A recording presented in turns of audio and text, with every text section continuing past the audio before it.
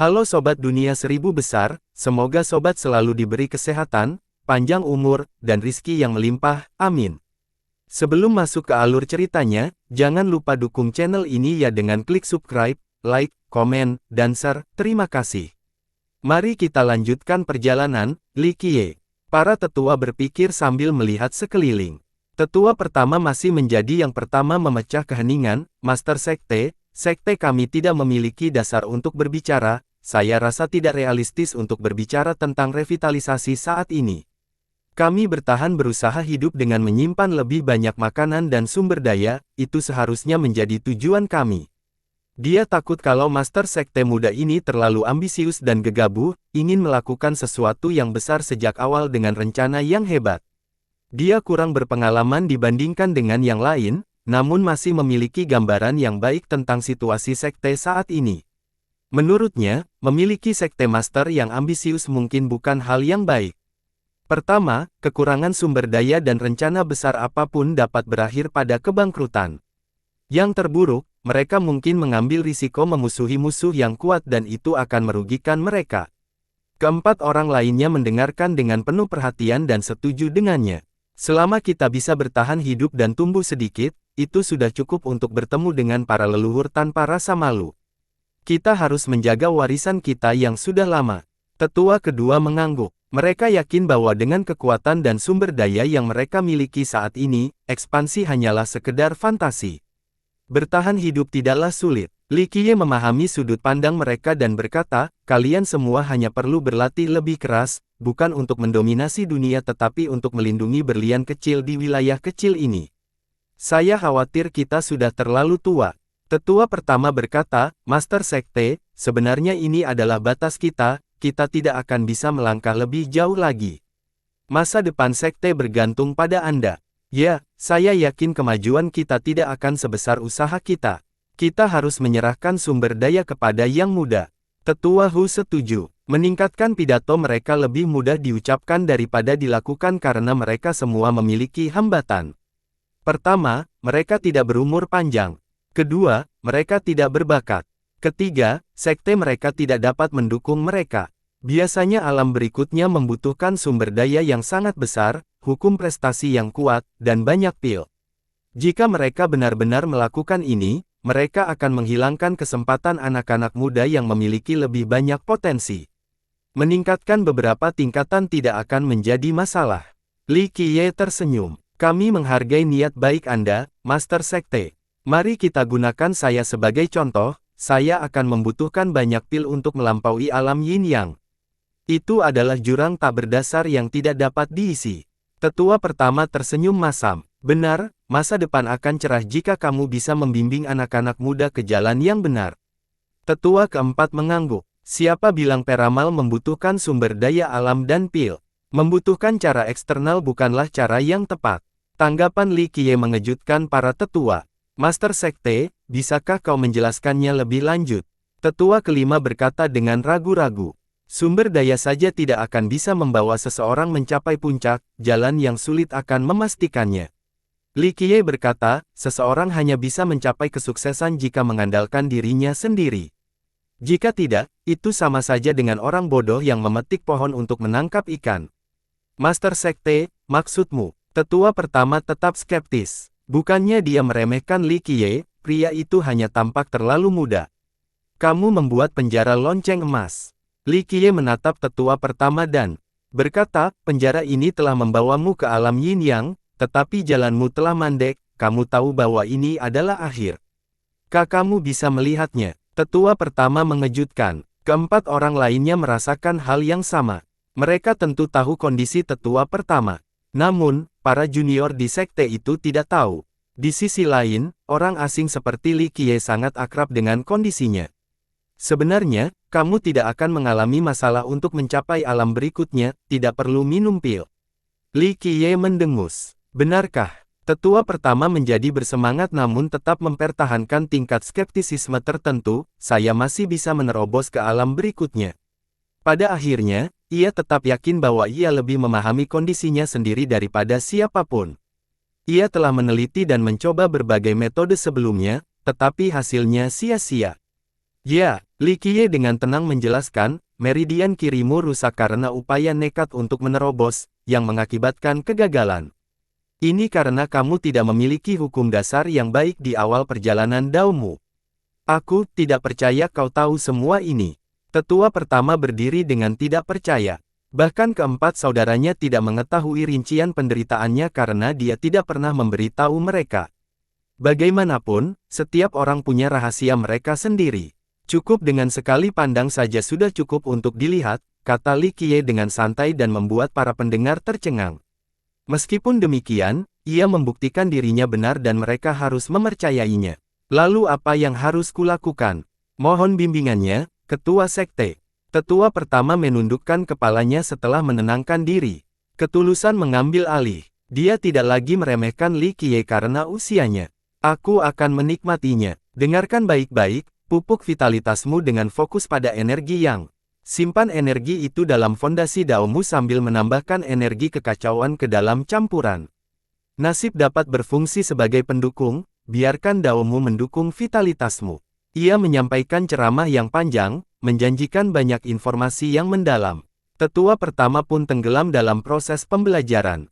Begitu Li Qiye selesai berbicara, dia menjadi emosional dan membungkuk dengan sungguh-sungguh, Master Sekte, mendengarkanmu sehari saja lebih bermanfaat daripada mencintai selama 1000 tahun. Keempat tetua lainnya juga merasa heran. Li Qiye muda sebenarnya sedang mengajar tetua pertama cara menyimpannya. Kuliahnya lancar dan logistik sesuai dengan ajaran Tao. Ini belum pernah terjadi sebelumnya bagi mereka. Master Sekte, mohon bimbing murid ini. Tetua Hu berhenti memedulikan wajahnya dan membungkuk dengan tulus. Kamu tidak punya masalah besar, fondasinya juga bagus. Alasan dibalik lambatnya perkembanganmu adalah karena Daomu. Kembangkan seni minor bernama Minor Sun dan akan ada perubahan besar, melakukan lebih sedikit tetapi mendapatkan lebih banyak. Li Qiye, Master Sekte baru Little Diamond, mulai membabarkan Dao dan menjawab pertanyaan. Gaya hidup ini tidak berdampak negatif pada Li Qiye. Malah, gaya hidup ini membuatnya teringat masa lalu. Ini bukan pertama kalinya dia melakukan hal ini. Dia telah mengajar banyak kaisar abadi dan guru-guru top sebelumnya. Banyak sekte terkenal dalam sejarah berasal dari ajarannya. Hari-harinya di Little Diamond mengingatkan kita pada masa-masa indah. Tentu saja, ada perbedaan yang jelas. Sebelumnya, ia mengajar para kaisar dan menciptakan sekte yang tak terpecah karena beberapa alasan utama, untuk melawan dinasti Ming kuno dan membangun aliansi yang kuat. Saat ini, dia melakukannya karena dia merasa ingin melakukannya. Ia tidak bermaksud membuat Little Diamond terhenti. Ia menganggap ini sebagai hobi yang menyenangkan yang diberikan oleh takdirnya. Kesuksesan Little Diamond di masa depan bergantung pada usaha dan keberuntungan mereka sendiri. Ia tidak ingin memaksakan masalah ini. Oleh karena itu, hari-harinya di sini terasa riang dan nyaman, membuatnya terasa seperti seorang tua abadi dalam kisah-kisah dari dunia fana. Jika dia benar-benar ingin, dia bisa membuat Little Diamond menjadi raksasa. Sayangnya, ini tampak tidak berarti baginya, hanya mengulang masa lalu dalam menciptakan sekte kuno dupa pembersih atau benteng naga hitam lainnya. Beliau memilih pendekatan bebas dalam mendidik para pengikutnya kali ini, dengan membiarkan mereka menjelajahinya sendiri untuk sebagian besarnya. Karena adanya ekspektasi yang ketat, anggota sekte sebenarnya menjadi lebih antusias dan tekun belajar, baik itu para tetua atau hanya murid biasa. Awalnya, sekte kecil ini tidak memiliki pengetahuan mendalam tentang pemikiran. Mereka semua memiliki sedikit prestasi hukum yang sama dan hasilnya pun menjadi agak mirip. Kultivator terbaik dan terlemah dibentuk dari cetakan yang sama. Namun karena campur tangan Li Qiye, mereka semua melihat pintu menuju dunia yang sama sekali baru. Ia dengan santai menjawab pertanyaan mereka mengenai Dao, membuatnya tampak begitu sederhana dan mudah. Beberapa dari mereka menghabiskan waktu berhari-hari untuk penelitian tetapi tidak menghasilkan hasil. Di sisi lain, hanya satu kalimat darinya yang dapat mencerahkan dengan jelas dalam waktu singkat. Awan surut dan mereka dapat melihat matahari yang cerah. Banyak juga yang menyadari bahwa mereka telah menempuh jalan yang salah di masa lalu dan salah memahami kedalaman prestasi hukum tertentu. Menjadi jelas bahwa mendengarkan Li Qiye lebih baik daripada berlatih sendiri selama bertahun-tahun. Oleh karena itu, setiap ceramah Tao-nya selalu didampingi murid. Lapangan itu selalu penuh sesak. Para senior dan bahkan para tetua pun seolah-olah akan menjadi muda kembali, mengerahkan segenap kemampuan mereka untuk menyelamatkannya. Para tetua ini sebelumnya kehilangan harapan dan mengira bahwa mereka telah mencapai batasnya. Jauh di lubuk hati mereka, mereka telah meninggalkan jalan agung. Li Qiye adalah orang yang memberi tahu mereka sebaliknya, musim semi kembali dan menyalakan kembali ambisi mereka. Ketekunan mereka terlihat di antara para siswa dan para pemuda tidak mau ketinggalan. Kompetisi yang sehat dan produktif merasuki Little Diamond. Mereka juga mengandalkan diri mereka sendiri tanpa menggunakan pil dan ketentuan. Ya, mereka tidak memiliki akses kemanapun sejak awal. Karena sebagian besar pengikutnya selalu memuji, sekte tersebut menjadi damai dan tenang. Hari ini, Li Qiye berjalan-jalan untuk menghabiskan waktu. Ketika dia tiba di markas sekte tempat para pekerja tinggal, dia melihat seorang lelaki tua sedang membelah kayu bakar. Meskipun rambutnya sudah beruban, tubuhnya cukup berotot. Setiap ayunannya kuat dan halus, sehingga dapat memotong kayu dengan mudah. Tidak ada gerakan yang tidak perlu, hanya angkat lalu ayunkan dalam satu gerakan. Li Qiye mengamati dengan diam tanpa berkata apa-apa. Pria tua berotot itu tidak menyadari kehadiran Li Qiye karena ia tenggelam dalam dunianya sendiri. Sepertinya membelah kayu bakar adalah sesuatu yang sangat menyenangkan baginya. Jarang sekali melihat seorang lelaki tua dalam kondisi prima seperti itu. Dia akhirnya menyelesaikan semuanya dan tertawa bahagia meskipun tubuhnya basah oleh keringat. Kamu melakukan pekerjaan dengan baik. Li Qiye memuji. Salam, Tuan Sekte. Dia akhirnya melihat Li Qiye dan membungkuk hormat.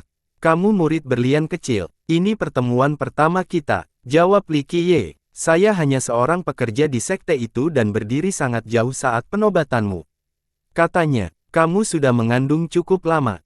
Li Qiye tersenyum. Ya, ketua sekte. Saya bergabung pada saat yang sama dengan ketua sekte sebelumnya, tetapi itu cukup suhunya. Saya yang terlemah di sekte ini. Katanya, jadi, Li Qiye tampak tertarik padanya. Ah, kalian berdua bersama. Tetua Hu kebetulan lewat dan bertemu dengan keduanya. Master Sekte, Saudara Wang adalah anggota tertua di sekte kami, dia bergabung beberapa hari lebih awal dari Master Sekte sebelumnya. Dia telah bekerja di sini selama beberapa tahun terakhir. Penatua Hu memperkenalkan. Penatua Hu, sebuah sekte seharusnya tidak memiliki anggota yang menganggur. Sekte ini telah memberiku makan, jadi meskipun aku tidak mampu, aku tahu cara menggunakan kapak dengan cukup baik untuk melakukan pekerjaan berat. Ini memberi para pemuda lebih banyak waktu untuk berlatih. Ternyata dalam waktu tertentu, lelaki tua bernama Wang Weiqiao akan memiliki senioritas tertinggi di sekte tersebut. Anehnya, dia adalah yang terlemah, bahkan tidak lebih kuat dari rekrutan baru. Ketika pertama kali bergabung dengan sekte tersebut, ia juga memiliki ambisi untuk belajar cara terbang beserta kemampuan-kemampuan mengagumkan lainnya. Sayangnya, bakat bawaannya pasti kurang. Setelah 100 tahun, rekannya yang bergabung hanya beberapa hari kemudian menjadi master sekte sementara dia masih terjebak di tempat yang sama. Kegagalan semacam itu dapat menghancurkan seseorang dan membuat mereka meninggalkan sekte tersebut untuk menghindari rasa malu. Hal ini tidak berlaku bagi Wang Weiqiao. Ia tidak pernah menyerah meskipun tidak melihat kemajuan. Ia menafsirkannya sebagai bagian dari kehidupan. Selama ia masih bernapas, ia akan terus terjaga. Meskipun demikian, ia juga tidak ingin menggunakan sumber daya sekte secara tidak perlu. Jadi, meskipun ia tidak dapat melakukan sesuatu yang penting, ia memilih untuk melakukan pekerjaan kasar agar dapat berkontribusi. Kenyataannya, Little Diamond masih mampu merawatnya. Meskipun hanya sekte kecil, sekte itu masih memiliki beberapa ratus anggota. Satu mulut lagi yang harus diberi makan bukanlah masalah besar. Wang Weiqiao hanya ingin berbagi beban. Meskipun dia paling lemah, dia tetaplah seorang yang cerdas sehingga kerja keras bukanlah hal yang terlalu sulit. Selain itu, dia dalam kondisi yang sangat baik untuk seseorang seusianya. Maafkan saya, Saudara Wang. Penatua Hu tidak tahu harus berkata apa. Beberapa anggota muda di sekte tersebut juga bergosip tentang masalah ini, meskipun tanpa niat jahat. Tetua Hu dan para senior merasa kasihan padanya, tetapi dia menyetujuinya. Tidak apa-apa, tulang-tulangku yang sudah tua masih kuat, kata Weiqiao dengan gembira. Kenyataannya, dia tidak bernyanyi dengan nada dan cemoohan. Dalam beberapa puluh tahun pertamanya sebagai seorang pecinta, ia telah mengalami banyak arsitektur, tidak ada bahaya yang fatal, tetapi trauma psikologis mungkin terlalu berat bagi kebanyakan orang.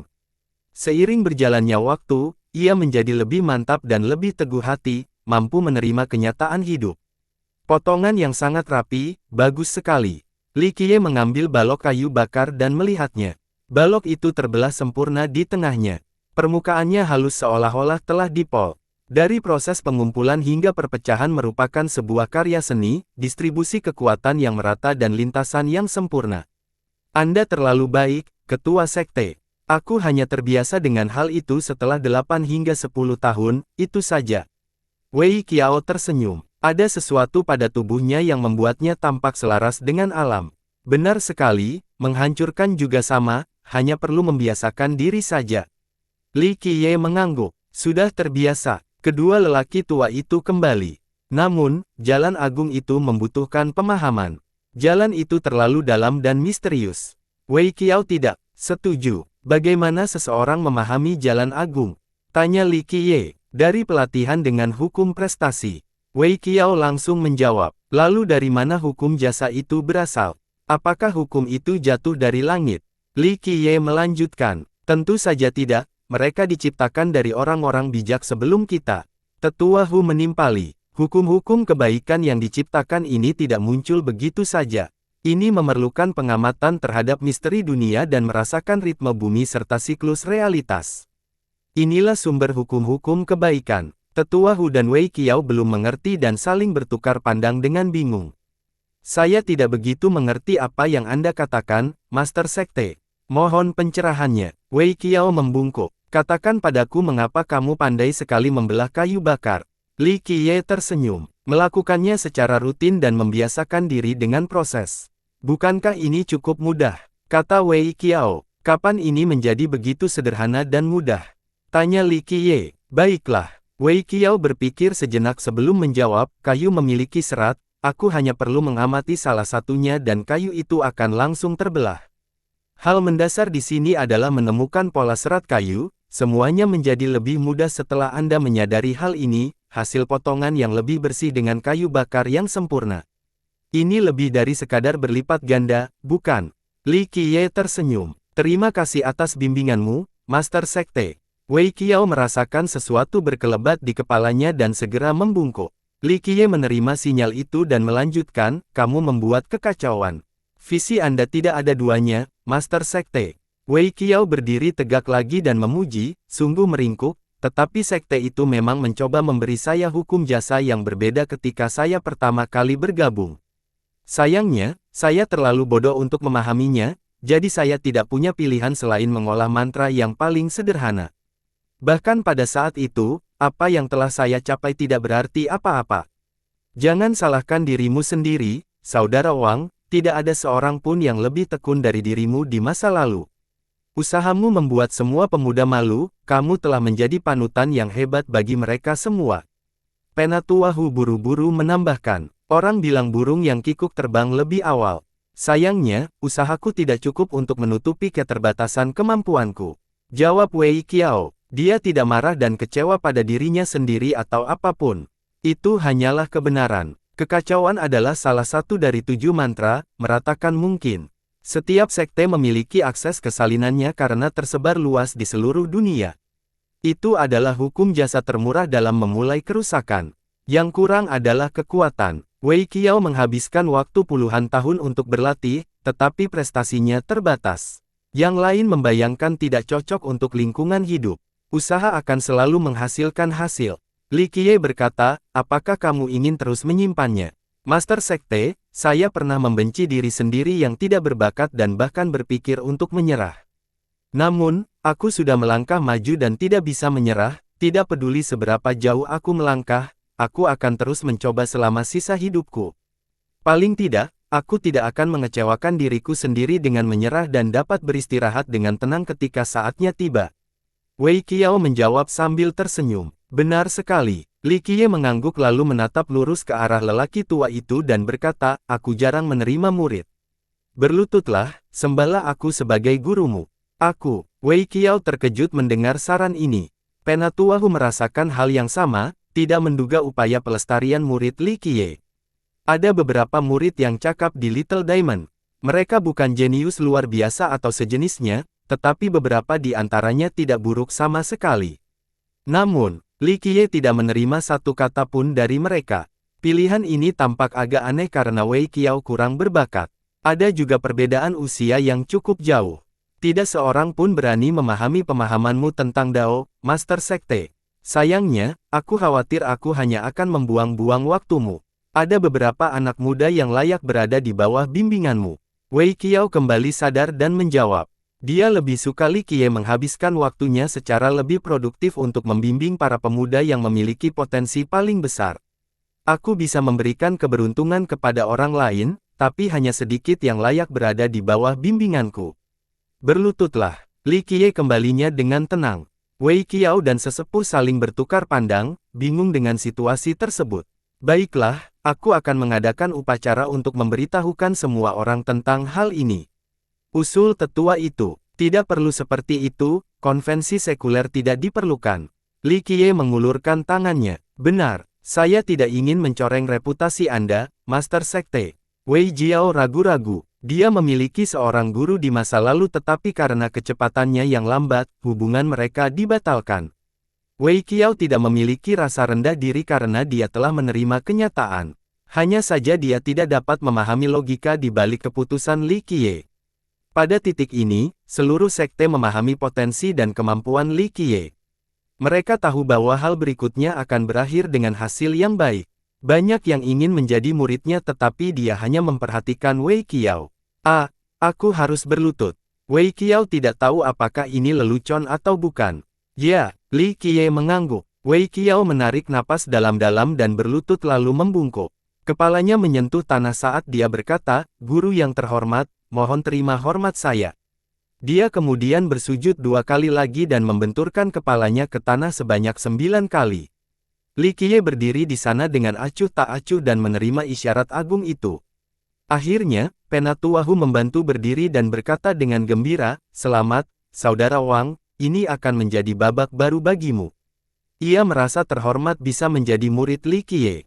Meski dia merasakan kebingungan yang sama seperti Wei Qiao, dia tetap bahagia karenanya. "Selamat, Ketua Sekte, saya yakin murid barumu akan memberikan kontribusi besar bagi sekte ini." Dia kemudian menoleh ke arah Li Qiye, tidak menyadari betapa sebenarnya kata-katanya. "Penatua, jangan menyanjungku sekarang.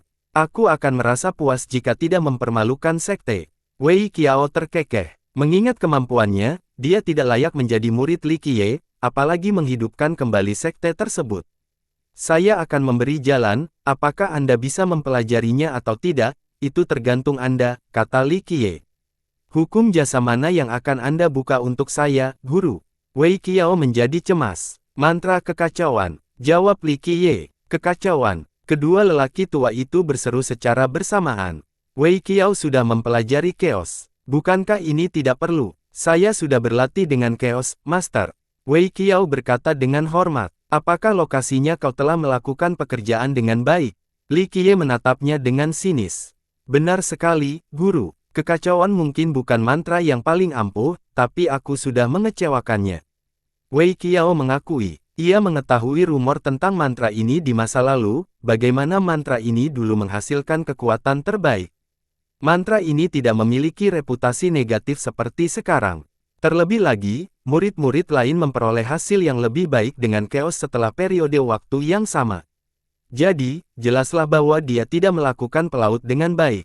Kita sekarang memiliki tubuh abadi kuno di sekte ini, Saudara Wang harus mempelajarinya karena dia sekarang adalah muridmu, Master Sekte.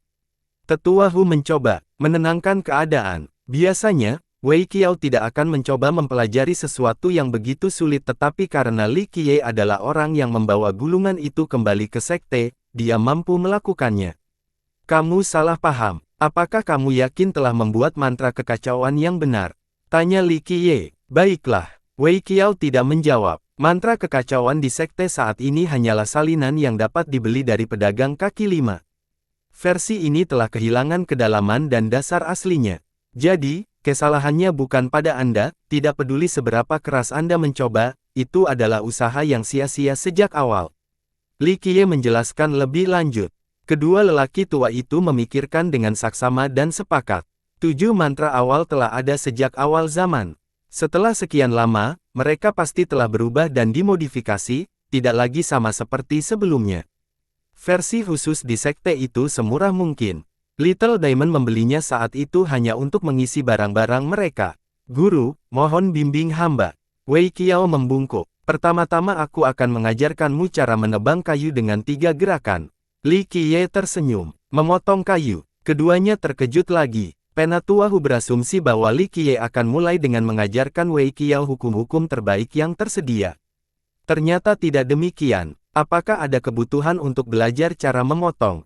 Tanya Wei Qiao. Apakah habitatmu sudah menguasainya? Li Qiye menjawab dengan sebuah pertanyaan. Wei Qiao tidak menjawab. Sebenarnya, dia cukup ahli dalam tugas ini dan Li Qiye pernah memujinya sebelumnya.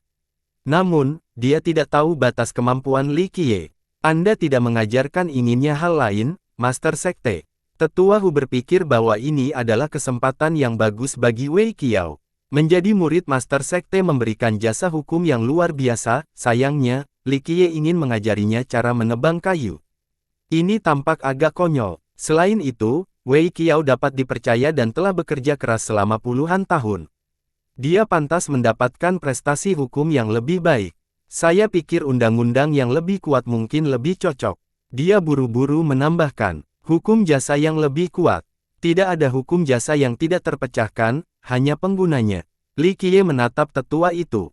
Begitu ya, Wei Qiao menjadi emosional dan mulai berfantasi. Apakah Anda tahu ada master sejati yang tak terkalahkan yang mengandalkan hukum jasa orang lain? Tanya Li Qiye. Duo ini saling bertukar pandang dan dalam hal hukum jasa, para penguasa Dao teratas tidak menggunakan hukum jasa yang sudah ada sebelumnya dan menciptakan Dao Agung mereka sendiri. Saya menunggu bimbingan Anda, Guru, kata Wei Qiao. Perhatikan baik-baik, kita akan melihat apakah kamu bisa mempelajarinya. Li Qiye memerintahkan sebelum meraih kapak Wei Qiao. Wei Qiao segera fokus dan mencoba mengamati semua detail kecil dalam gerakan Li Qiye. Li Qiye mengangkat kapaknya, menyematkannya ke bawah, dan membelah kayu itu. Tindakannya tampak lambat dan acuh tak acuh seolah-olah selaras dengan irama langit dan bumi, bergerak sepanjang lintasan Grand Dao. Kelihatannya sederhana, seperti manusia yang sedang menebang kayu. Orang lain akan memulainya dan tidak memperdulikannya. Namun, Wei Qiao melihat sesuatu yang berbeda saat ia memutar ulang kejadian itu dalam ingatan berulang kali. Ia dapat merasakan harmonisasi yang terjadi. Setelah menyelesaikan pekerjaannya, Li Qiye mengembalikan kapak itu kepada Wei Qiao. Tuan, apa nama jurus ini? Wei Qiao menjadi penasaran. Itu hanya ayunan biasa, jawab Li Qiye. Tidak mau repot-repot menyebutkan teknik tersebut membuat Penatua Hu dan Wang Wei Qiao tercengang.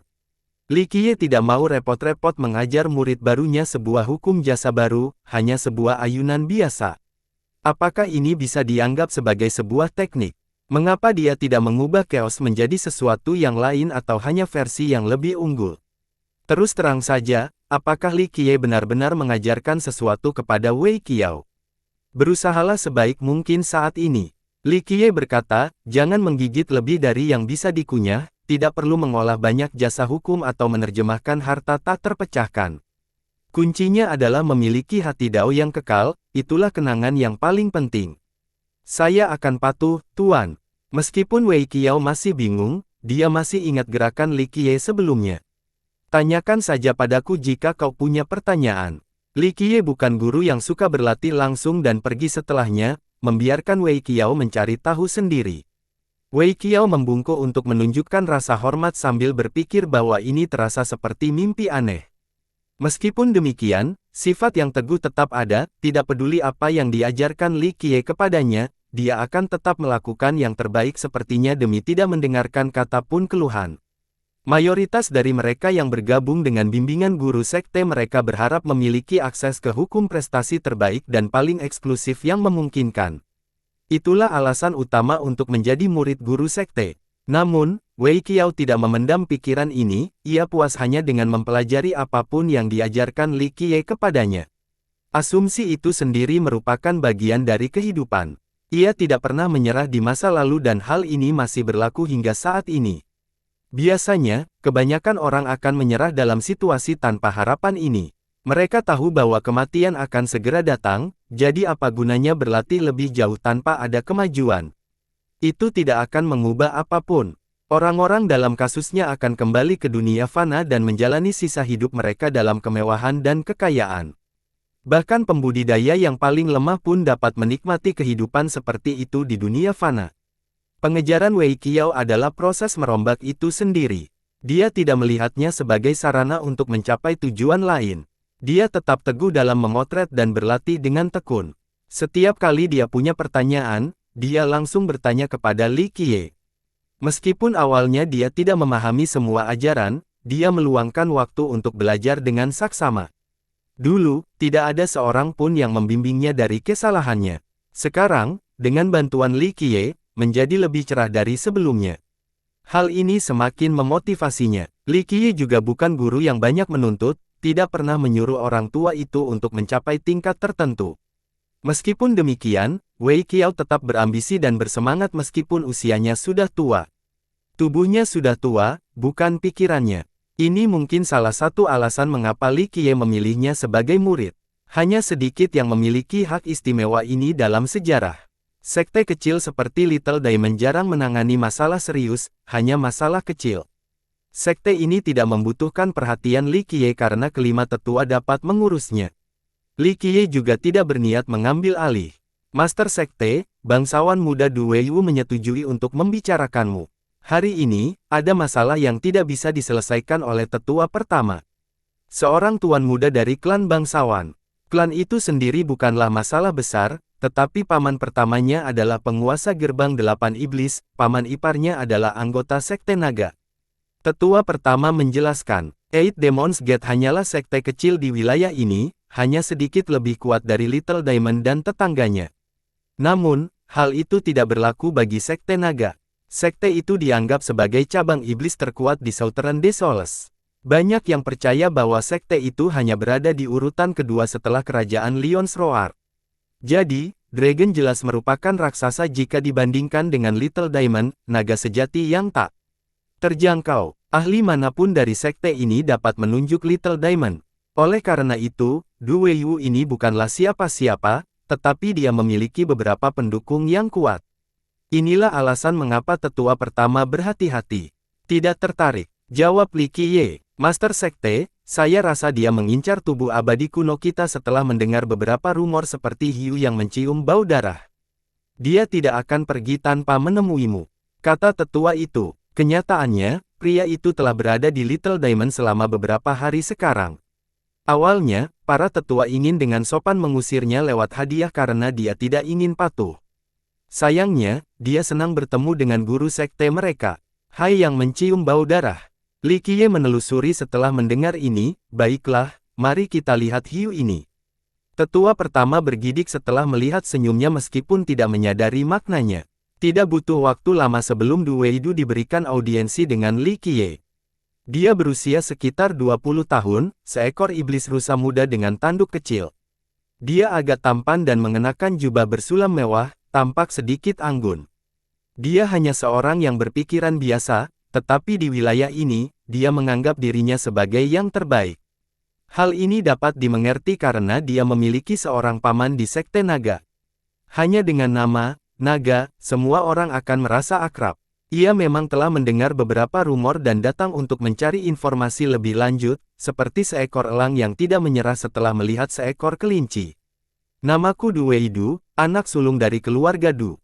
Senang bertemu dengan Anda, ketua sekte. Ia membungkuk ke arah Li Qiye. Anda hanyalah seorang bangsawan di alam fana dan nyaris tidak memiliki pengaruh di dunia peretas. Jadi, ia seharusnya bersujud, bukan hanya membungkuk. Li Qiye tidak setuju dan mengangguk sebagai jawaban. Weidu mengamati Li Qiye dengan saksama. Dia tahu tentang kematian guru sekte Little Diamond sebelumnya, tetapi tidak menyangka penerusnya begitu muda dan biasa saja. Saya di sini untuk memberi selamat. Du Weidu memasang wajah gembira. Jangan menahan kentutmu sekarang, katakan niatmu yang sebenarnya. Li Qiye memegang tangannya dengan acuh tak acuh. Raut wajah Du Weiyu berubah masam, dia tidak menyangka ketua sekte ini akan mengambil tindakan yang begitu berani dan tidak sopan terhadapnya. Ah, saya tidak punya niat lain selain memberi selamat kepada Anda, ketua sekte. Yah, saya juga mendengar beberapa berita. Dia terbatuk dan masih tersenyum. Apa? Kata Li Qiye malas. Sikapnya membuat Du Weiyu kesal. Selama 2 hari terakhir, Little Diamond memperlakukannya seperti tamu terhormat, jadi ini adalah penyimpangan dari norma. Kudengar guru sektemu sebelumnya meninggal dengan tragis baru-baru ini. Du Weiyu mengisyaratkan seperti seorang ahli dan berkata, kebetulan sekali, pertempuran pecah di sepanjang hari tua itu karena munculnya beberapa harta karun. Saya ingin tahu apakah dia ikut serta. Implikasinya sejelas mungkin. Pemimpin sekte sebelumnya memang berpartisipasi dalam acara itu, meskipun menyamar. Semua orang sibuk dengan harta karun dan karena kekacauan itu, tidak ada yang mengenalinya. Lalu, Li Qiye tersenyum. Ada barang yang sangat penting dan berharga yang hilang di antara mereka. Du Weiyu tersenyum misterius. Sekte kita tidak penting seperti serangga. Kita tidak memenuhi syarat untuk berpartisipasi dalam perburuan harta karun seperti para pahlawan dunia. Tetua pertama buru-buru menyela. Ini melibatkan beberapa raksasa di Southern Desoles. Berbahaya bagi Little Diamond untuk memasak dengan air yang keruh, tidak, berbahaya, bukanlah kata yang tepat. Ini bisa menjadi krisis eksistensial. Mereka tidak ingin siapapun mengetahui hubungan antara sekte mereka dan gulungan tubuh abadi kuno. Jika tidak, kehancuran akan segera terjadi. Penatua, Anda mungkin berkata begitu, tetapi siapa yang tahu? Sekte-sekte teratas tidak akan membiarkan siapapun mencuri pesta mereka di hadapan mereka. Itu merupakan tantangan bagi otoritas mereka. Du Weiyu tersenyum penuh arti. Ekspresi orang tua berubah setelah mendengar ini. Dia menarik napas dalam-dalam dan berkata, benar, tetapi kami selalu bersikap netral. Kami tahu tempat kami di dunia ini. Baiklah, kau harus membuktikannya. Mereka telah mengirim penyelidik terkait masalah ini. Jika ada sekte yang cukup berani untuk melakukan ini, sekte-sekte teratas harus menghancurkan mereka untuk membuktikannya. Weiyu menambahkan, para tetua saling bertukar pandang diam-diam, menyadari konsekuensinya. Benar, aku ingin tahu sekte kurang terbuka mana yang berani melakukan ini. Tetua pertama menenangkan diri dan berkata, Du Weiyu melanjutkan, tetapi guru sekte Anda meninggal begitu tiba-tiba, saya pikir orang-orang akan mengambil ini. Mungkin guru sekte Anda pergi ke konservasi. Tuan Muda Du, Anda salah paham. Pemimpin sekte kami disergap oleh musuh dan meninggal karena luka-luka. Tetua pertama menyela sambil menenangkan kulit. Sungguh disesalkan, akhir dari seorang pahlawan sejati. Weiyu memasang ekspresi sedih dan berkata, aku percaya padamu, tetua pertama, tapi yang lain mungkin tidak, terutama yang berasal dari sekte besar. Mereka akan melakukan segalanya untuk mencari tahu ini, termasuk datang ke sektemu untuk menyelidiki penuh. Saya ingin tahu apakah Anda siap untuk itu. Para tetua berusaha sebisa mungkin untuk tetap tenang, tetapi ekspresi mereka melestarikannya. Jika orang luar datang, mereka akan segera mengetahui, tidak akan ada jalan keluar karena gulungan abadi itu ada di gudang harta mereka. Orang yang jujur tidak memiliki bayangan yang miring. Tetua itu berkata dengan tegas. Mereka harus menolak ini dengan cara apapun. Kebenaranmu patut dipuji. Du Weiyu berkata, hanya begitu mereka datang, tidak akan melebihi itu membuat mereka pergi. Satu kesalahan langkah saja bisa mengakibatkan konsekuensi yang tak terbayangkan. Du Weiyu menampilkan senyum yang bukan senyum. Tetua pertama tidak dapat membantah logika ini. Begitu para ahli itu datang, mungkin akan ada komplikasi lain bahkan jika mereka tidak dapat menemukan gulungan itu. Para pembudidaya yang kuat memiliki sifat temperamental dan kasar. Seperti kata pepatah, memanggil dewa itu mudah, mengusirnya adalah hal yang sulit. Bukannya tidak ada jalan keluar. Du Weiyu terbatuk dan berkata, klan kami sudah dekat dengan sekte Anda begitu lama jadi saya siap membantu.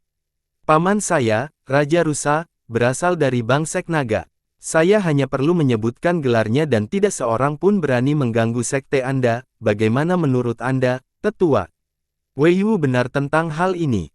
Pamannya memiliki pengaruh yang cukup untuk menghentikan orang lain menyelidiki Little Diamond meskipun mereka curiga. Anda datang dengan persiapan, Tuan Muda Du. Tetua pertama berkata dengan dingin. Jangan terlalu kasar, Tetua, aku di sini hanya untuk membantu. Namun, melibatkan pamanku memerlukan semacam pembayaran, bukan? Tidak ada makan siang gratis di dunia ini. Wei Wu terkekeh. Tetua pertama mengerutkan kening, rekan-rekannya juga tidak senang. Wei Wu ingin memeras mereka, siapa yang tahu apakah sekte teratas benar-benar mengirim penyelidik. Namun, jika yang terakhir itu tidak benar, itu bisa saja menjadi kenyataan di masa mendatang. Tanpa suap yang cukup, Wei Wu mungkin akan membocorkan informasi ini kepada orang lain. Baiklah, apakah kamu sudah selesai kentut sekarang? Li Qiye akhirnya ikut bicara. Kekesalan Wei Wu bertambah setelah mendengar kutukan yang disengaja itu. Master Sekte, perselisihan. Aku di sini untuk membantu. Dia menangkupkannya. Karena suasana di sini sedang baik, aku akan mengizinkanmu berlari. Li Qiye tersenyum. Kau, Wei Wu memerah karena marah. Para tetua saling berpandangan. Mereka tidak ingin mempermasalahkan masalah dengan cepat karena konsekuensinya yang serius. Tuan Sekte, kamu akan memiliki niat yang baik. Jika kamu mengabaikan nasihat, kamu harus siap dengan konsekuensinya.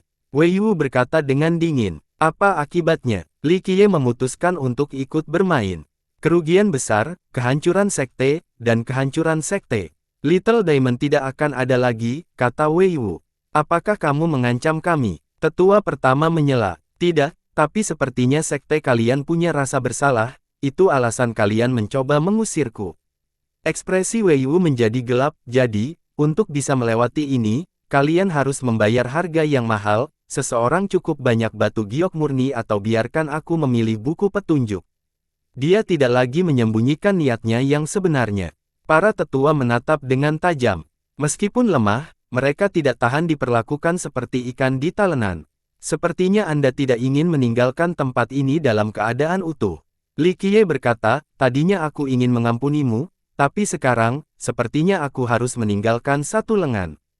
Berani sekali. Wei Wu tidak mempercayainya, paman pertamaku adalah pemimpin Sekte Delapan Iblis, paman iparku adalah anggota Sekte Naga. Sentuh sehelai rambutku dan tanah ini akan berubah menjadi bumi hangus. Teruslah bicara, kepalamu yang akan menjadi sasaran, bukan lenganmu. Li Qiye memegang tangannya dengan acuh tak acuh. Master Sekte, aku adalah teman, bukan musuh. Jaga ucapanmu. Ekspresi Du Wei Wu berubah masam. Dia tidak tahu bahwa kematian sudah mengetuk pintunya. Baiklah, aku akan mengingatnya. Kau akan melakukannya sendiri atau kita harus melakukannya. Li Qiye tersenyum tetapi tidak berubah pikiran. Petik 2. Wei Wu meringis, menyadari bahwa Li Qiye bukanlah yang utama-utama. Jika kamu melakukannya sendiri, aku akan berjanji kepadamu. Li Qiye menambahkan, kukup, kamu tidak tahu siapa aku. Wei Wu kehilangan ketenangannya dan berteriak. Tidak tahu, tidak peduli, tapi kamu jelas bukan siapa-siapa. Li Qiye berkata, aku sedang dalam suasana hati yang baik hari ini jadi aku akan mempermainkanmu. Hahaha, begitu ya, sekte berlian yang lemah ini begitu sombong akhir-akhir ini. Amarah Wei Wu membuatnya tertawa terbahak-bahak. Kelima langsung tetua marah. Jika orang penting yang diungkapkan, maka mereka tidak punya pilihan selain bertahan. Namun, itu adalah Du Wei Wu. Mereka cukup sadar diri untuk mengetahui betapa lemahnya Little Diamond. Namun, Du Wei Wu bukanlah siapa-siapa. Akan menjadi masalah yang berbeda jika itu adalah pamannya dari Dragon Sect. Dia sendiri tidak memenuhi syarat untuk berdiri di hadapan mereka dan Li Qiye. Little Diamond sebenarnya lebih kuat dari klannya. Dia hanya seorang junior yang berbicara kepada para tetua dan master sekte namun dia berani menyebut mereka lemah. Ketidakhormatan yang mencolok ini tidak dapat dimaafkan. Bunuh dia, Li Qiye memerintahkan dengan acuh tak acuh. Wei Wu terhuyung mundur setelah mendengarnya dan berteriak, paman pertamaku adalah Tuan Sekte Delapan Iblis, paman iparku berasal dari naga. Tidak pernah mendengar tentang mereka. Li Qiye dengan lembut menguping pendengaran. Para tetua tentu saja ingin melakukan ini tetapi memiliki keraguan. 8 iblis relatif sama dengan mereka dalam hal kekuatan sehingga ini bisa dilakukan. Sayangnya, Raja Rusa dapat menghancurkan mereka dengan satu hentakan. Oleh karena itu, mereka ragu-ragu meskipun marah terhadap pemuda yang sombong itu. Baiklah, tanya Penatua Hu. Tidak lebih dari serangga, jawab Li Qiye. Mereka, Melihat dan mendapati bahwa Li Qiye sama sekali tidak peduli dengan para penguasanya, bahkan Raja Rusa. Master Sekte, saya khawatir orang-orang akan berbicara buruk tentang kita jika kita membunuh seorang tamu. Tetua pertama memilih kata-katanya dengan hati-hati, tetapi kita juga akan kehilangan muka jika kita membiarkan seseorang menghina kita tanpa konsekuensi. Mari kita berikan hukuman yang pantas, cukup ambil salah satu lengan. Dia mengajukan suatu kompromi karena membunuh anak muda mungkin sama saja dengan mengusik sarang lebah. Benar juga, Li Qiye tersenyum, kalau begitu, potong saja satu lenganmu. Sang tetua melangkah maju dengan ekspresi serius dan berkata, Tuan Muda Du, Anda harus melakukannya sendiri, itu akan lebih mudah bagi semua orang. Apa yang kamu tahu, apa yang kamu lakukan. Bahkan orang bodoh pun tahu bahwa ia sedang dalam masalah saat ini. Potong satu lenganmu dan kami akan menikmati turun gunung. Kata sesepuh pertama. Ekspresi Wei Wu menjadi jelek saat dia mundur dan berteriak, jangan bodoh. Cari tahu siapa paman-pamanku. Dasar bodoh. Tetua pertama menjadi tidak sabar dan berteriak, ayo pergi. Dia bukan master tingkat atas, tetapi dengan ranah yin yang-nya, dia lebih dari yang bisa ditangani Wei Wu. Hanya auranya saja sudah membuat pemuda itu terintimidasi. Yang ada di pikirannya hanya keinginan untuk melarikan diri. Dia berbalik dan langsung melarikan diri. Sosok kecil seperti dia tidak peduli dengan gengsi dan reputasi. Sayangnya, tetua pertama segera menghalanginya. Ia mengubah arah tetapi tetua itu tetap lebih cepat. Mati. Dia memanggil sebilah pedang dan menusukkannya ke leher tetua itu. Pedang itu melesat seperti ular berbisa, tetapi tetua itu dengan mudah menepisnya. Krak. Dia mematahkan lengan pemuda itu. Ah! Rasa sakit itu membuat Wei Wu menjerit kesakitan. Pergi sekarang. Tetua pertama berhenti dan berkata dengan dingin. Pemuda berwajah itu marah sekaligus takut. Meskipun demikian, dia tetap berteriak, kalian semua, tunggu saja. Paman-pamanku pasti akan membalas dendamku dan menghancurkan sekte kalian. Setelah itu, dia berlari keluar dari sekte itu untuk menyelamatkan diri. Dasar bocah nakal. Tetua kelima merasa jauh lebih baik setelah melihat pemuda itu diberi pelajaran. Ini mungkin akan menjadi masalah. Tetua pertama malah menunjukkan ekspresi khawatir alih-alih puas. Benar, bocah itu bukan apa-apa, sama halnya dengan Du. Masalahnya adalah 8 iblis. Tetua kedua juga khawatir. Kami bisa menghadapi 8 iblis, saya hanya takut diganggu oleh Raja Rusa. Tetua pertama menjawab. Para tetua saling bertukar pandang. Sungguh tragis menjadi bagian dari sekte yang lemah. Kehancuran bisa terjadi kapan saja. Master Sekte, apa yang harus kita lakukan? Tetua pertama melihat sikap acuh tak acuh Li Qiye. Jangan pedulikan, ini hanya masalah sepele dan hanya akan menjadi hiburan karena aku punya waktu luang. Li Qiye menanggapinya dengan santai. Petik 2. Para tetua tidak memberikan tanggapan. Tampaknya masuk akal bagi Li Qiye untuk meremehkan 8 iblis. Namun, meremehkan sekte naga agak bodoh dan sombong.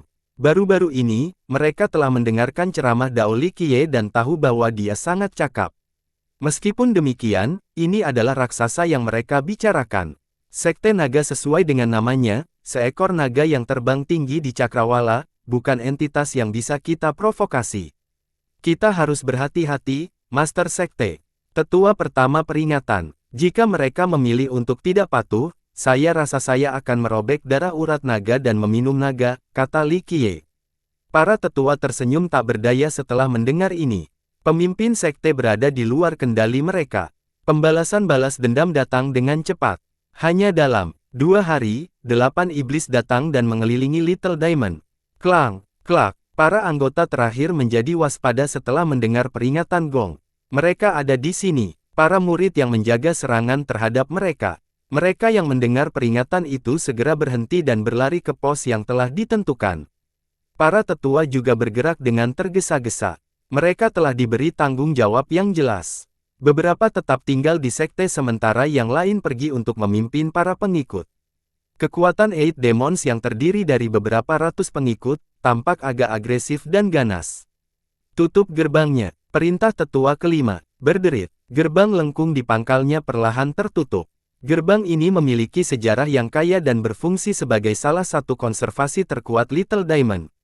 Sementara itu, setan bibrida memperingatkan tepat di luar, banteng, ular, burung gagak berapi-api. Mereka sudah menyiapkan senjata meskipun tanpa komando, kapak, tombak, dan pagoda. Kedua sekte itu tidak jauh dari satu sama lain, hanya beberapa ratus mil atau lebih. Jadi, mereka tiba dalam waktu singkat setelah mendengar tentang cedera Du Weiwu. Berlian kecil, terimalah takdirmu. Dia muncul di tengah kawanan iblis dan meraung. Wajahnya berubah karena marah dan puas diri, siap membalas dendam. Ledakan, sosok besar muncul di hadapan mereka. Energi iblis dan niat membunuhnya memaksa sekutunya mundur. Para anggota di dalam Little Diamond juga ketakutan. Kaki mereka gemetar dan wajah mereka pucat. 8 setan harimau. Mereka dari Little Diamond terkejut dan ketakutan. Setan harimau ini memiliki tubuh yang tinggi dan tegap dengan tulisan, Raja, di dahi. Matanya bersinar menakutkan. Dia tidak lain adalah pemimpin sekte 8 iblis dan paman Du Weiwu. Anehnya, Weiwu adalah iblis rusa sementara pamannya adalah iblis harimau. Penatua, iblis harimau sendiri yang memimpin. Seorang murid dari Little Diamond melaporkan hal ini kepada tetua pertama. Menolak kita menghentikan, tanya seorang tetua. Dia berada di tingkat agung alam Yin Yang. Tetua keempat menjadi khawatir. Ketika guru sekte mereka sebelumnya masih hidup, dia hampir mencapai puncak iblis harimau ini. Saat ini, hanya tetua pertama yang berada di alam Yin Yang. Sayangnya, dia hanya di tingkat minor. 8 harimau, kenapa kamu ada di sini? Tetua kelima yang bertugas menjaga gerbang bertanya kepada iblis yang agresif itu. Kau sudah tahu penjelasannya. Kau menyakiti keponakanku dan menghina klanku. Kami butuh jawaban atau kami akan menghancurkan sekte kalian. 8 harimau membalas dengan gonggongan. Para tetua tentu tahu bahwa Du Weiwu pasti telah mengarang cerita untuk menjadikan dirinya korban. Jadi, penyerangan ini sama sekali tidak terduga. 8 harimau, kamu hanya mendengar cerita sepihak. Kita mungkin sekte kecil, tapi kita tahu lebih baik daripada menindas junior. Keserakahan dan sikap tidak hormat keponakanmu terhadap guru sekte kita pantas dihukum. Kata tetua kelima, bohong. Du Weiwu melompat keluar dan berteriak, aku datang dengan tulus untuk membantu sekte kalian, tetapi kalian membalas kebaikan dengan kebencian, bahkan sampai memotong lenganku. Hari ini, aku akan membalas dendam dan menyaksikan kekecewaan sekte kalian. Kebenarannya tidak bisa disembunyikan selamanya. Sang tetua mengabaikannya dan malah berbicara kepada siluman harimau, 8 harimau, pikirkan lagi, jangan memulai perang hanya karena seorang junior. Hahaha, aku khawatir perang ini bukan, persahabatan hanya sepihak. Ia adalah akhir bagi sekte kalian. Iblis harimau itu tersenyum dingin. Apakah kamu yakin tentang hal itu? Nada suara tetua kelima menjadi serius. Kelima, kamu tidak bisa membuatku takut. Pemimpin sektemu sudah mati jadi. Tidak ada pun di sektemu yang bisa melawanku. Hanya aku yang bisa menyapu bersih tempat ini tanpa perlawanan. Siapa yang akan menghentikanku? Kata iblis itu. Anggota junior Little Diamond menjadi cemas setelah mendengar ini. Kita lihat saja nanti, harimau 8. Tetua pertama akhirnya muncul di puncak sebuah gunung. Iblis itu menatap dan tertawa terbahak-bahak, hahaha. Lama tak berjumpa, tetua pertama. Kau hanya di level minor dan tak akan mampu bertahan lama melawanku. Sektemu akan tamat begitu aku membunuhmu. Kau sudah begitu yakin akan menang. Tetua itu menjawab dengan dingin. Sementara itu, murid-murid Little Diamond berkerumun di dekat gerbang, siap bertarung sampai mati. Mereka lebih lemah tapi tidak berniat mundur, siap mati melindungi sekte mereka. Dengan demikian, Little Diamond memiliki beberapa keuntungan, posisi bertahan dan moral. 80 hingga 90%. Kata iblis itu, tetapi saya tidak menginginkan pertumpahan darah yang tidak perlu. Ada cara mudah untuk membuatku mundur. Kami mendengarkan. Tetua pertama berkata dengan nada sarkastis. Pertama, serahkan pemimpin sekte barumu agar aku bisa membalas dendam keponakanku. Kedua, serahkan hukum jasamu, termasuk yang baru saja diperoleh. Terakhir, setengah dari wilayahmu akan menjadi milik kami. Iblis itu mengungkapkan. Sisi Little Diamond bergetar karena marah. Tangan mereka gemetar luar biasa karena kondisi ini terlalu dingin. Mereka lebih baik mati dalam pertempuran. Pada akhirnya, dua syarat terakhir itu sama saja dengan pengambil alihan total.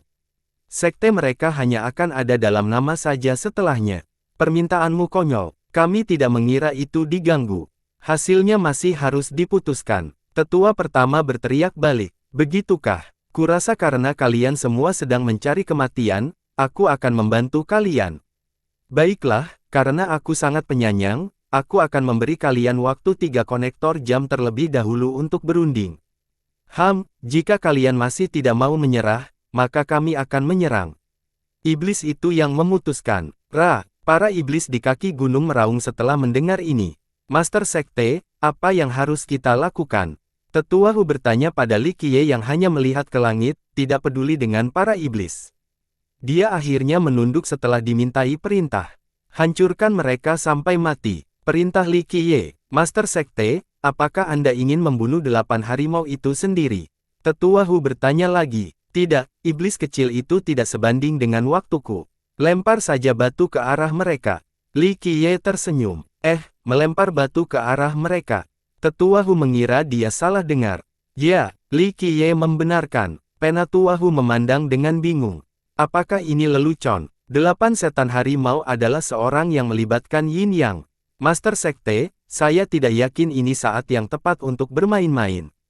Dia menjawab, jika peringatan bisa dihilangkan oleh batu, maka tidak akan ada yang peduli untuk lingkungannya. Batu apapun bisa digunakan, besar atau kecil, dilempar hanya sejauh dan setinggi mungkin ke arah mereka.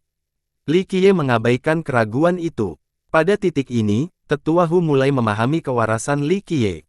Jika bukan karena ajaran Tao dunia lain dan pengetahuannya yang sempurna, tetua itu akan berpikir bahwa dia memiliki penyakit mental.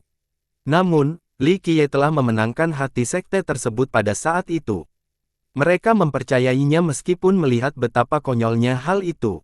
Apakah ini benar-benar mungkin? Tetua itu bertanya lagi. Kenapa tidak? Li Qiye tetap sabar. Dengan segala hormat, Master Sekte, saya rasa tidak ada komitmen yang akan mati karena batu. Tetua itu menjawab, jika kamu melemparkan batu dengan kekuatan penuh ke manusia, apakah dia akan mati? Tanya Li Qiye. Tentu saja. Tetua itu mengakuinya. Dia sangat kuat dibandingkan dengan manusia biasa. Jika dia melempar batu itu dengan kekuatan yang kuat, kepala manusia biasa itu akan meledak, tidak peduli seberapa besar batu itu. Namun, iblis-iblis ini bukanlah manusia biasa. Tiger, khususnya, lebih kuat dari mereka semua. Bagaimana mungkin sekte mereka membunuh iblis-iblis ini dengan batu dan kerikil? Logika tidak berpihak pada mereka. Dengarkan saja aku, keajaiban bisa dan akan terjadi. Li Qiye menatap langit dengan tenang dan berkata, sang tetua akhirnya mengucapkan giginya dan berkata, Master Sekte, aku akan patuh. Dia perlu mencoba segalanya dalam situasi putus asa ini karena Li Qiye adalah jaminan harapan mereka. Orang lain mungkin menganggap ini menggelikan, tetapi dia tetap ingin bertaruh pada Li Qiye. Waktunya sudah habis, berlian kecil. Apakah kamu akan menyerah atau melawan? Teriakan 8 harimau dari dasar gunung. Bagaimanapun, orang Li itu tidak akan dibiarkan hidup. Aku akan meminum darahnya dan detakan dagingnya. Teriak Due Yu sambil menggertakkan giginya. Sementara itu, Tetua Hu menyampaikan perintah kepada Li Qiye, pemimpin sekte telah berbicara, kita akan melempar batu ke arah mereka. Ukuran berapapun tidak masalah. Datang lagi. Belum lagi murid-murid biasa, bahkan para tetua pun tercengang. Apakah ada kesalahan? Tetua pertama bertanya pada Tetua Hu. Tidak, itu perintah langsung dari ketua sekte. Tetua Hu tersenyum kecut dan membenarkan. Seperti batu biasa, kita melempar saja. Tetua pertama mulai menyerap kewarasan Li Qiye juga. Ya, lempar saja. Katanya dilemparkan setinggi-tingginya dan sejauh-jauhnya. Kata Tetua Hu dengan ragu. Dia juga mengira dirinya gila setelah memberikan perintah ini, terutama selama eksistensi kritis ini.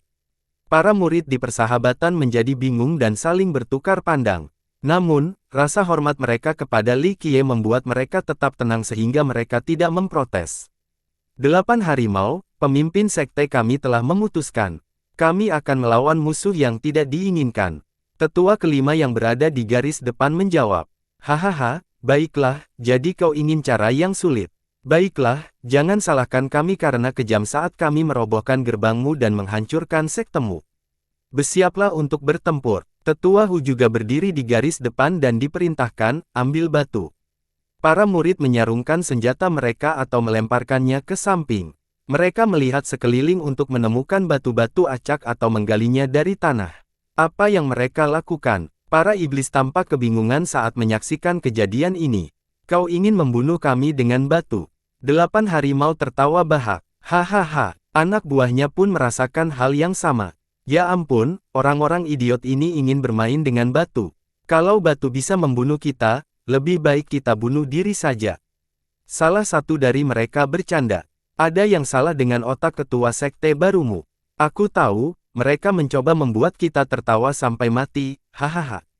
Aku tidak menyangka dia sebodoh ini, sepertinya surga pun menginginkan kehancuran sekte kalian. Du Weiyu tertawa terbahak-bahak. Sambil tertawa, Li Qiye yang berdiri di puncak dengan santai mengambil sebuah batu dan melemparkannya ke bawah. Ledakan. Batu itu menghantam dan menghancurkan kepala pemuda itu. Daging dan darah berceceran di mana-mana. Dia bahkan tidak sempat berteriak sebelum jatuh terlentang di tanah. Gelombang tawa di kumpulan setan itu terhenti seketika. Lempar. Tetua pertama berteriak dan memimpin dengan menjadi orang kedua yang melempar. Lempar. Anggota sekte lainnya pun melakukan hal yang sama. Suara mendesing. Suara mendesing. Suara mendesing. Meskipun mereka mengerahkan seluruh kekuatan mereka, kekuatan ofensif masih terbatas. Tidak mungkin batu-batu ini bisa membunuh kita. Tiger mencibir dan bersiap, tidak seperti Du Weiyu.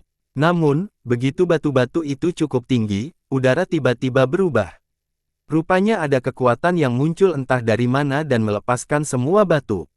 Atau, mungkin mereka telah mencapai ketinggian yang cukup tinggi untuk menyenuh kekuatan misterius dan mendapatkan berkatnya. Ledakan. Batu-batu yang diberi kekuatan itu langsung berubah menjadi meteor besar. Gemuruh terjadi dan gempa terjadi. Ruang angkasa bergetar hebat akibat kehancuran yang datang ini. Apakah kamu melihat ini? Semua orang di Little Diamond menjadi tercengang.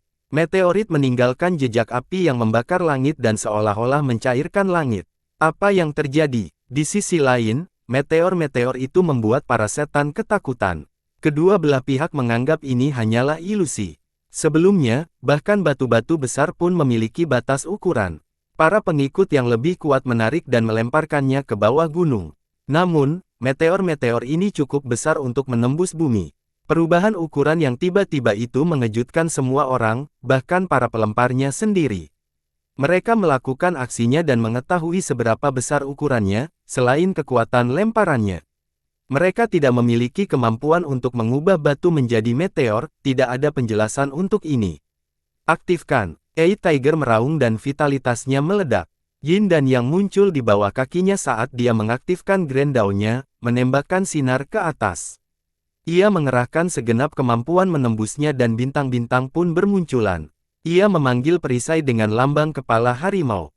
Puncaknya berubah menjadi seekor harimau putih yang mengaum, siap menghadapi meteor secara langsung. Pertahanan. Para iblis yang ketakutan itu menjadi tenang dan berteriak, mengikuti arahan dari pemimpin sekte mereka.